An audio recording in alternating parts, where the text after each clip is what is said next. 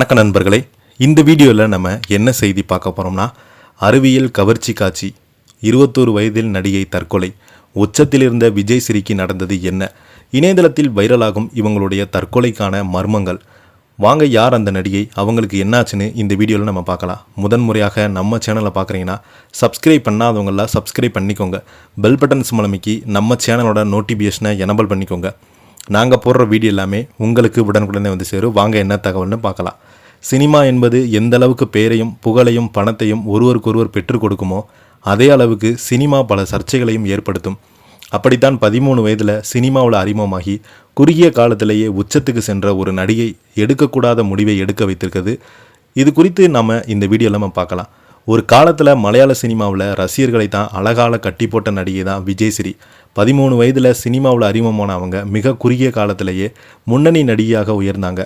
குறிப்பாக super star பிரேம்நாசியுடன் அவங்க நடித்த படங்கள் பெரும் வரவேற்பு பெற்றது. ஆனால் அவங்கள புகழின் உச்சிக்கு கொண்டு சென்ற அதே கவர்ச்சி பின்பு அவங்களுக்கு பெரும் மன உளைச்சலையும் ஏற்படுத்தியதாக சொல்லப்படுகிறது. வெறும் 21 வயதிலேயே விஜய் ஸ்ரீ தற்கொலை செய்து கொண்டாங்க.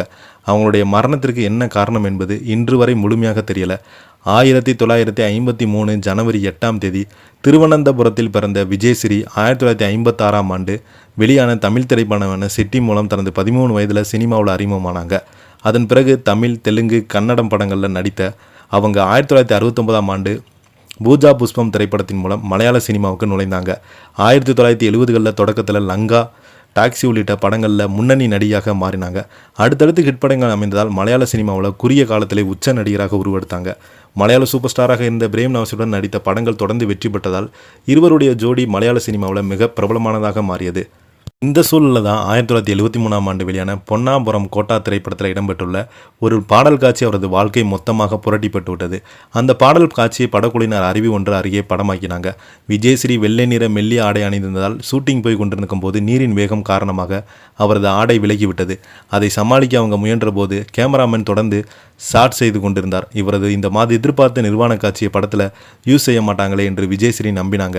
இது தொடர்பாக படக்குழுவிடம் கேட்டுக்கொண்டதாக தெரிகிறது. படம் வெளியான போது விஜய் ஸ்ரீக்கு மிகப்பெரிய ஒரு அதிர்ச்சி காத்திருந்தது. அந்த நிர்வாண காட்சியை அப்படியே கட் செய்யாமல் வைத்திருந்தாங்க. அந்த சர்ச்சை காட்சி காரணமாக படம் மிகப்பெரிய பிளவில் ஓடியது. இருப்பினும் திரைமறைவில் பல சம்பவங்கள் நடந்ததாக சொல்லப்படுகிறது. பட ரிலீஸுக்கு முன்பு அந்த காட்சியை வைத்து படக்குழுவிலிருந்து விஜய் ஸ்ரீ மிரட்டியதாகவும் சில தகவல்கள் கூறுறாங்க. அவங்களுடைய மரணத்திற்கு இதுதான் காரணம் என்பது உறுதியாக தெரியல. இம்மாத படம் வெளியாகி ஓராண்டு கூட ஆகாத நிலையில் அவங்க தற்கொலை செய்து கொண்டிருக்கிறாங்க. 1974 மார்ச் 17ஆம் தேதி வெறும் 21 வயதில் விஜய் ஸ்ரீ தற்கொலை செய்து கொண்டாங்க. அப்போது அவங்க தனது திரை வாழ்க்கையில் உச்சத்தில் இருந்தாங்க. மேலும் பல படங்களை நடிக்க புக்காக இருந்தாங்க. அப்போது எதிர்பார்த்த வகையில் அவருடைய வாழ்க்கை திடீரென முடிவுக்கு வந்தது. தற்கொலை கடிதம் எதுவுமே கிடைக்கல. போலீஸ் விசாரணையில் கடைசி வரை மரணத்துக்கான காரணம் இப்போது வரைக்கும் வெளியே வரல. இந்த செய்தியை பற்றி நீங்கள் என்ன கருத்துக்கள் பதிவுறீங்கன்னு கீழே உள்ள கமெண்ட் பாக்ஸில்